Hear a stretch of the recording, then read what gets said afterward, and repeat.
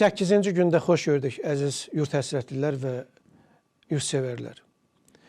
Yenə də ötən 7 gündə baş verənləri Qərbi Azərbaycana qayıdış prizmasından dəyərləndirməyə çalışacağıq.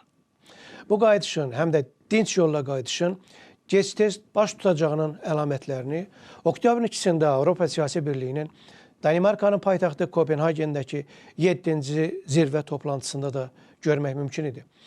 Əlbəttə, oradakı toplantını, edilən çıxışları və keçirilən görüşləri yaxından izləyənlər soruşa bilərlər ki, burada hansı əlamətdən söhbət gedir? Axı, Kopenhagendə Qərbi Azərbaycan yaxud da Azərbaycanlıların Ermənistandakı dədə-baba yurtlarına qayıtmaları haqda heç nə deyilməyib. Elədir. Amma özəlliklə də cənab prezidentin keçirdiyi görüşlər və torpaqlarımızın işğaldan qurtarılmasına qarşı çıxanların da bunun üçün növbədə duranların sırasında yer almaları göstərdi ki, Azərbaycan planlaşdırdığı və reallaşdırmağı bacardığı digər məsələlər kimi bunun da öhdəsindən gələcək. Bugün bizimlə sülhü, ölkəsinin müstəqilliyi üçün böyük şans kimi dəyərləndirən Paşinyan, yaxud da ona əvəz edəcək ağlı başında olan proseslərin gedişini düzgün qiymətləndirən, istənilən lider, gec ya tez Azərbaycanlıların Ermənistana dönüşlərinə də oxşar yanaşma sərgiləyəcəklər.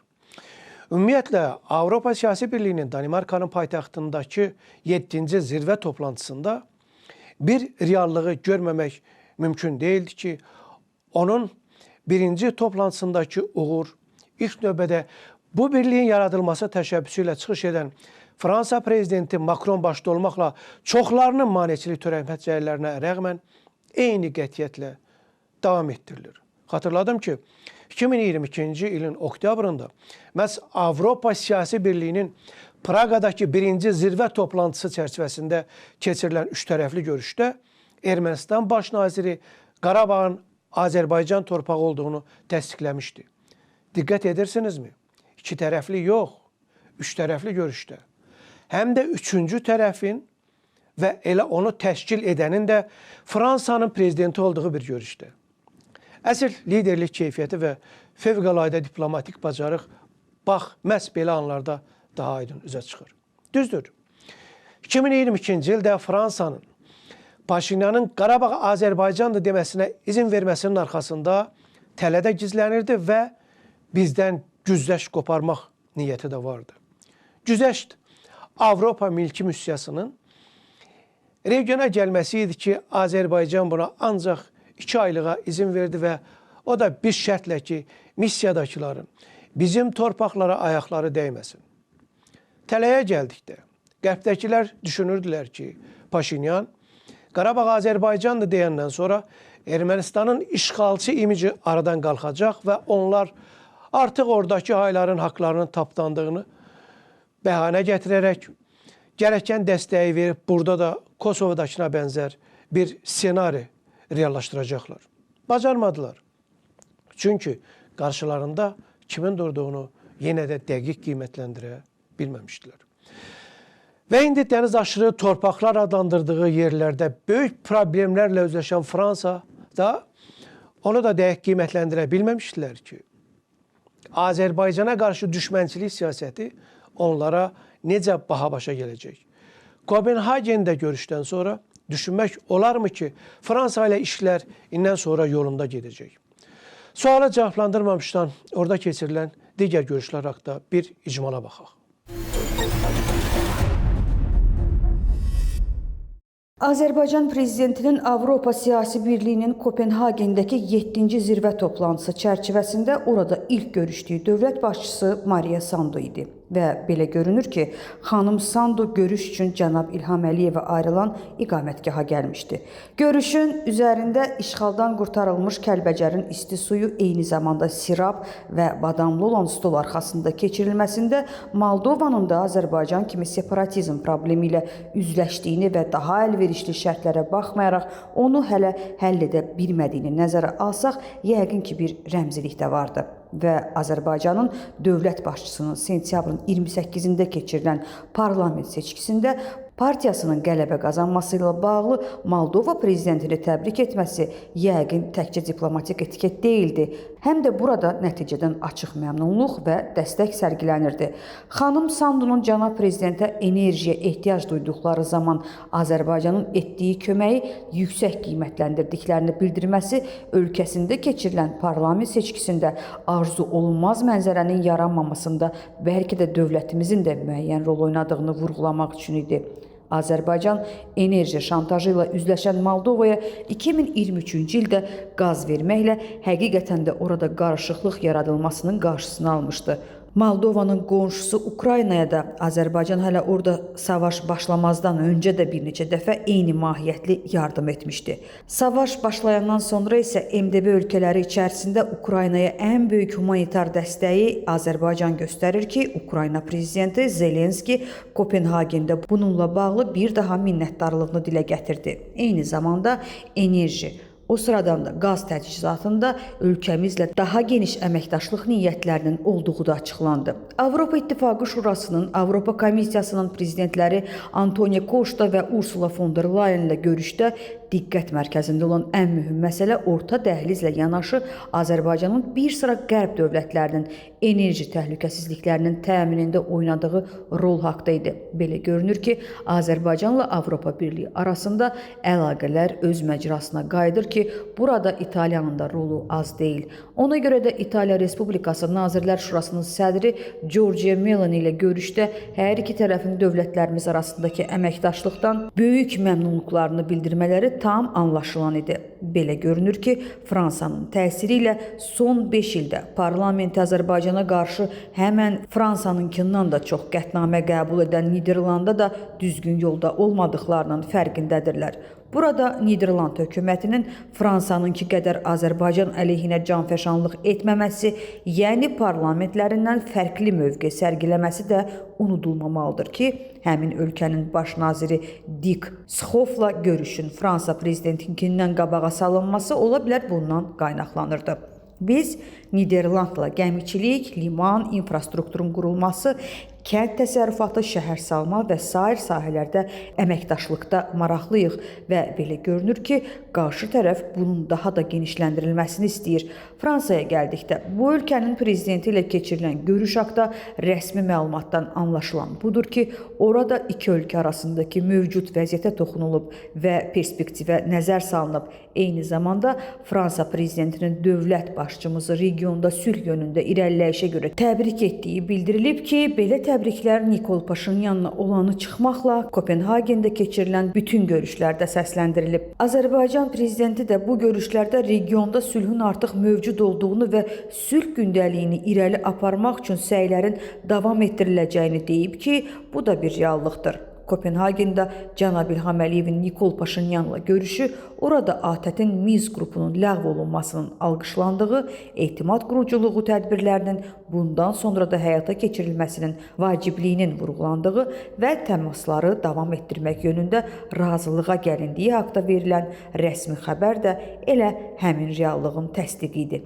Eyni zamanda, əgər vəziyyəti düzgün dəyərləndirsə, bu Nikol Paşinyana həm də qarşıdan gələn parlament seçkisində partiyasının qələbə çalması üçün verilmiş bir şansdır.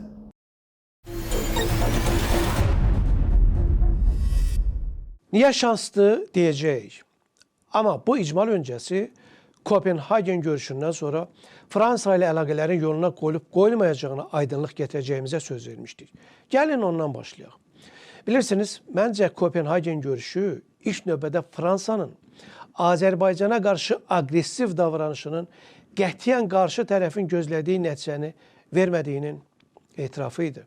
Eyni zamanda yəqin bu həm də belə davranışların dayandırılacağı və yaxud da ona ara veriləcəyi deməkdir. Amma ABŞ ilə olduğu kimi əlaqələrin yenidən 2020-ci ildən əvvəlki səviyyəyə qayıdacağı haqda danışmaq fikrimcə tezdir. Çünki birincisi, əgər Biden administrasiyası dönəmində ABŞ-Azərbaycan əlaqələri döşəməyə dək endirilmişdirsə, Fransa-Azərbaycan əlaqələri ondan da aşağı, yəni döşəmənin altına salındı. Bunu prezident Macron etdi. Bugün görünən budur ki, əgər Fransada növbədənkərar prezident seçicisi olmasa, onda iki ölkə arasında əlaqələrin döşəmənin altından çıxarılacağı, onun 2020-ci ildəkindən əvvəlki səviyyəyə qayıdacağından daha real görünür. Yenə də burada çox şey rəsmi Parisinindən sonra regiondakı proseslərə yanaşmada necə mövqe sərgiləyəcəyindən asılıdır. İndi qayıdıram Kopenhagendəki görüşün Nikol Paşinyan üçün niyə böyük önəm daşıdığının və onun partiyasına seçkini udmaq şansı qazandırdığının üzərinə. Xatırladım ki, Ermənistandakı ekspertlərin əksəriyyəti Vaşinqton anlaşmasını Paşinyanın partiyasının parlament seçkisində qələbə çalmasını şərtləndirən mühüm faktor kimi qiymətləndirirdilər. Ona görə də müxalifət bu görüşdən dərhal sonra birincisi, oradakı razılaşmanın növbəti təslimçilik aktı kimi dəyərləndirməyə, ikincisi, parlament seçkisindənsə Nikol Paşinyanı devirmək üçün hazırlığa başladılar. Onların bir çoxu bunu hətta gizlətmirdi. Məsələn, Vladimir Pagosyan deyilən Lovğa və Lovğa olduğu qədər də boşboğaz biri seçkiyə deyil, 2018-ci ilə hazırlaşdığını deyir. Yəni, eyham vurur ki, o da 2018-ci ildə Paşinyan etdiyini təkrarlamaq niyyətindədir və hətta güya bu ünsürlə yüksək vəzifəli rəsmilər hər gün xaricdən zəng edib, əlaqə saxlayır, məsləhət alır, onu dövlət başçısı kimi gördüklərini bildirirlər. That's what he says, because after my conversation, he says, I'm meeting there the day after tomorrow with head of state, and we will discuss the regional issue. I want to express your arguments and thoughts. And in the end I asked, I didn't ask, well, or you know, as it was both a question and wishes. I said, well, we hope to see you as the head of state.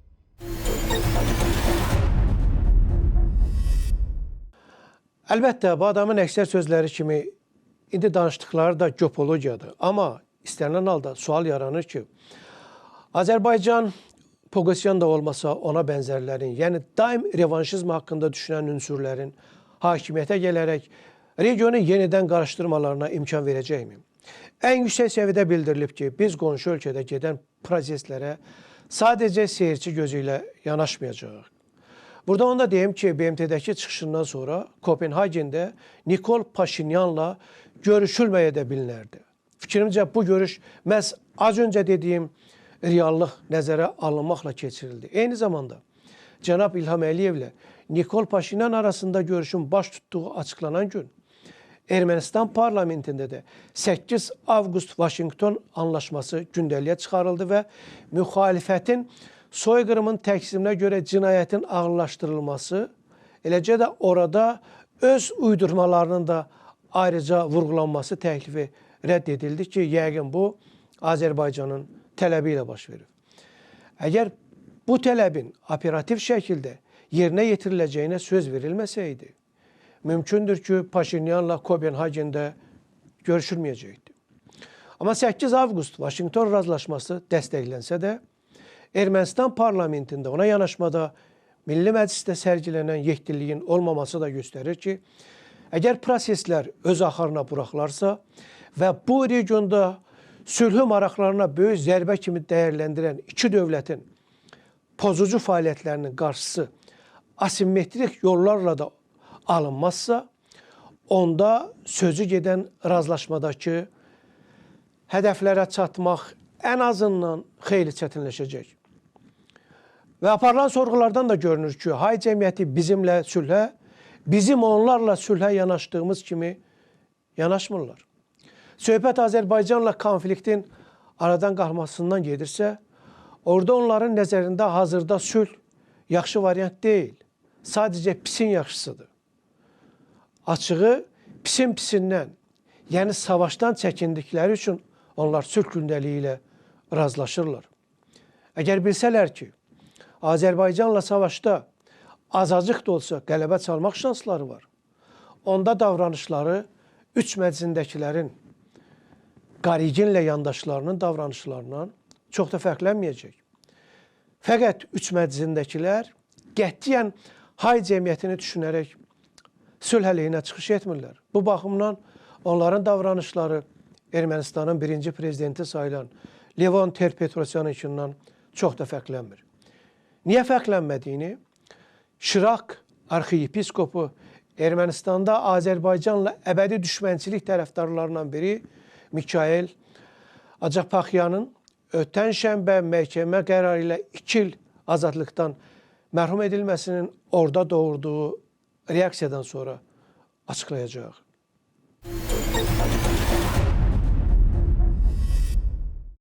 Ermənistan hakimiyyəti təqribən eyni vaxtda həbs edilən Bağrat Qalstanyan kimi Mikayel Acapaxyanın da Azərbaycanla sülhə maneçilik törətmək cəhdlərinin arxasında Rusiyadan verilən tapşırığın durduğunu gizlətmir. Hətta onların yayılan səs yazılarından da bu hiss olunurdu.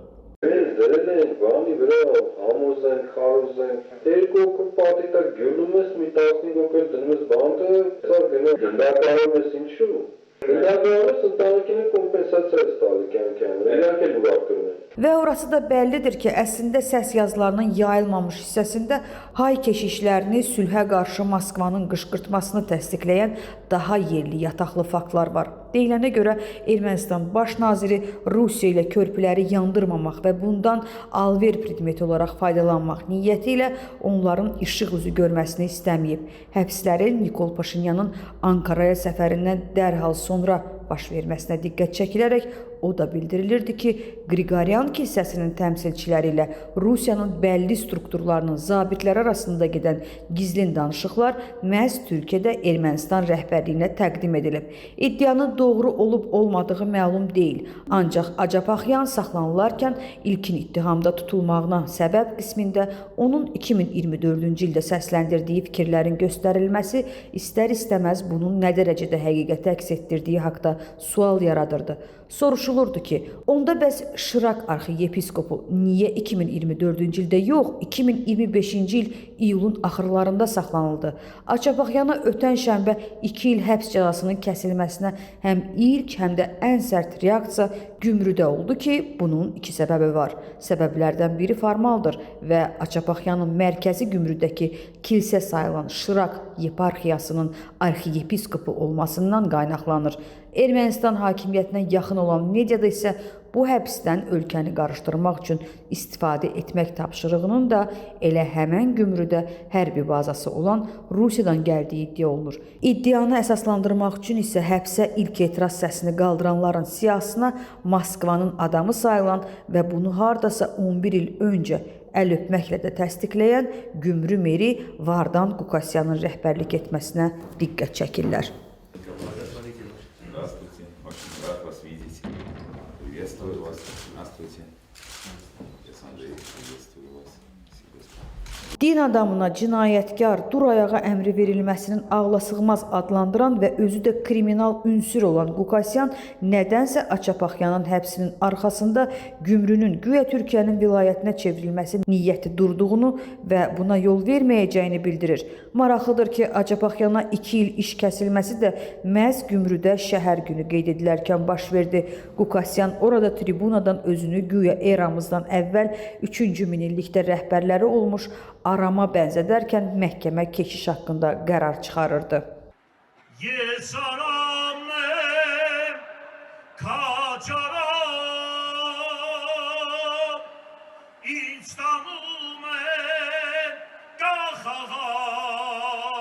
Gümrü merindən dərhal sonra keçmiş prezident Levon Ter-Petrosyanın da bu həbsi pisləməsi və Acapaxyanı siyasi dustaq adlandırması Qıraqda qəribə təsir bağışlasa da Ermənistanda tam təbii qəbul edilir. Çünki eks-prezidentlər arasında hazırda Katolikos Qaraginlə ən sıx ünsiyyətdə olan məhz Levon Ter-Petrosyandır və Ermənistanda hakimiyyətə yaxınlığı ilə tanınan ekspertlər bildirirlər ki, bu yaxınlıq onların arasındakı xarakter uyğunluğundan yox, götürdükləri öhdəlikdən, aldıqları tapşırıqdan irəli gəlir. Tapşırıq isə Ermənistanı qarışdırmaq və Azərbaycanla sülhə heç cür imkan verməmək haqdadır. Maraqlıdır ki, dırnaqarası din xadimi Acapaxyan da həbsxanadan göndərdiyi məktubda hakimiyyət üçün indiyədək olduğundan daha təhlükəli birinə çevriləcəyini vəd edir.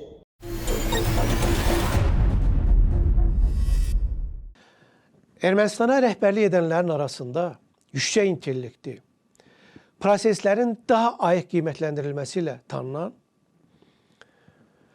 Levon Ter-Petrosyan Azərbaycanla sülhə getməkdən başqa yollarının qalmadığını Nikol Paşinyanın özündən də yaxşı dərk etdiyi halda indi tam əks mövqe sərgiləyir. Məhz bir zamanlar bizimlə razılığa gəlməkdən dəm vuran Ter-Petrosyan o vaxt buna görə onu devrənlərdən daha radikal davranır. Görünür, Ermənistan baş nazirini cin atına mindirən də elə budur. Məhz o səbəbdən Azərbaycanla sülh gündəliyinə qarşı çıxan 3 eks-prezidentdən Paşinyanın ən kəskin tənqid etdiyi, bir zamanlar partiyasında yer aldığı, yəni keçmiş şefi Levon Ter-Petrosyandır. O, Ermənistanın ilk prezidentinin niyə belə davrandığını da yaxşı bilir. Çünki Ter-Petrosyanın Sovet DTK-sı ilə əməkdaşlığı çoxdan bilinsə də, bu haqda dosya bütün təfsilatı ilə məhz ötən il mediaya sızdırıldı. Həm də bununla bağlı hər şey hətta haqqındakı qovluğun nömrəsi belə göstərilməklə.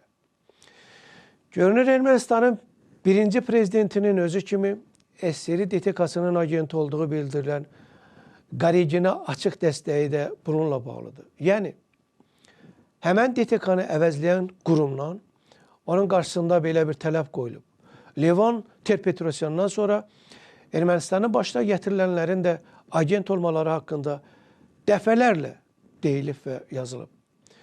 Yəqin onlar baş nazir kimi bu haqda çoxlu informasiyası olan digər qaranlıq işlərini də, zəif tərəflərini də yaxşı bilən Paşinyanla ona görə debatdan qaçırlar. Halbuki əksər ölkələrdə hakimiyyətdə olan partiya lideri müxalifətdəkilərlə debata girmək istəmirlər. Ermənistanda isə baş nazir dəfələrlə özü belə bir təşəbbüsdə bulunub, amma mediada, mitingdə onu kəskin tənqid edən 3 keçmiş prezidentdən kimsə onunla debata çıxmır. Paşinyanı kəskin tənqid edənlərdən biri də SSR, ardınca da Rusiyanın quru qoşunlarında qərargah rəisinin müavini olmuş, 92-ci ildə həmən Levon Ter-Petrosyanın başında durduğu Ermənistana ordu quruculuğu üçün Moskvadan göndərilən Norad Ter-Grigoryantsdır. Ermənistanda baş qərargah rəisi, müdafiə naziri işləmiş. Ateşkəs haqda Bişkek anlaşmasından bir neçə ay sonra isə təzədən Moskvaya çağırılmış general-leytenant rütbəsi daşıyan bu ünsürün 44 günlük savaş haqda ötən həftə dediklərinə diqqət edin. А Израиль до этой войны, о которой я сейчас говорю, 20-х годах, Израиль уже заранее с азербайджанцами договорился, на десятки миллиардов долларов отдает все это вооружение, а Азербайджан отдает им топливо и так далее, которым заправляют танки израильтяне, уничтожают палестинцев. Они очень сдружились, понимаете? Потом война не была между этими и Арменией, а война была между этими и Карабахом. Поэтому, когда говорят, они победили армян, каких армян? У нас армян 500 000 в Париже, 8 миллионов по всему миру, 3 миллиона в России. Каких армян? Армян-то рассеянные. Я почему вам издалека начал? Они победили Карабах. И чтобы Карабах победит, где всего 20 000 дивизий оборонительные, напали турецкая армия, азербайджанская армия, пакистанская группировка, Израиль. Вот эта вся сволота, бессовестные, напали на маленькую спичную коробку. 44 дня вот эти воины армяне, вот этой структуре, которую я создавал структуру, систему, они отражали этого противника. 44 дня. Demək, bu general bir neçə ay öncə yenə eyni cəfəngahda səsləndirirdi. İkinci Qarabağ savaşında nəinki bütün aylar, heç Ermənistan da deyil, sadəcə Qarabağdakı miyadsumçular üzərində qələbə çalındığını və bunu Türkiyənin, İsrailin, Pakistanın, eyni zamanda Suriyadan gətirilən 3500 düşmənin Azərbaycanla birgə etdiklərini deyirdi. Yəni, eyni tezisi o yenə təkrarlayır və mən hətta təəccüblənirəm ki, nə əcəb Qarabağda savaşanların arasında Azərbaycanlıların da adını çəkir. Onun bu cür sarsaqlaması qətiyyən artıq yaşının 99-a çatması ilə bağlı deyil. Hay topluluğunu aşılamaq üçündür ki, siz Azərbaycanla savaşdan çəkinərək sülh gündəliyini dəstəkləyirsiniz. Bunu etməyin.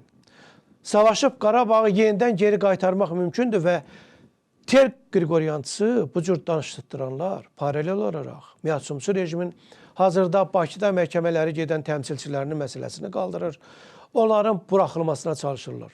Həmən mərkəzdə belə düşünürlər ki, terrorçuluqda və hərbi cinayət törətməkdə suçlandırılan bu adamları təzyiq yolu ilə buraxdırmaqla hay toplumunu Qarabağ uğrunda yeni savaşı həvəsləndirmək olar.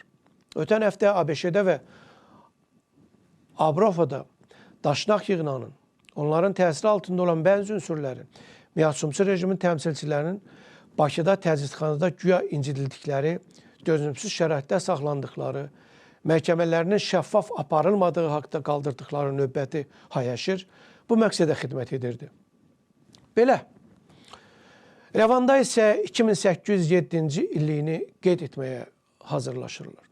Yəqin Rəvan qalasını Şah İsmailin əmri ilə 1501-1508-ci ildə Rəvanqulu xan saldırdığı halda hayların onu Urartu çarı 1-ci Arqişdinin tikdirdiyi Erabunin şəhəri ilə eyniləşdirməsi ilk növbədə də tarixçilərimizdə gülüş doğuracaq. Amma təbii baxmaq lazımdır. Əgər general leytinatları hamımızın gözünün qarşısında baş verənləri utanıb qızarmadan belə tərif edirsə, eyni zehniyyət daşıyıcılarının Rəvanın Romadan güya 30 il qabaq salındığını bildirməsi anlaşılandır.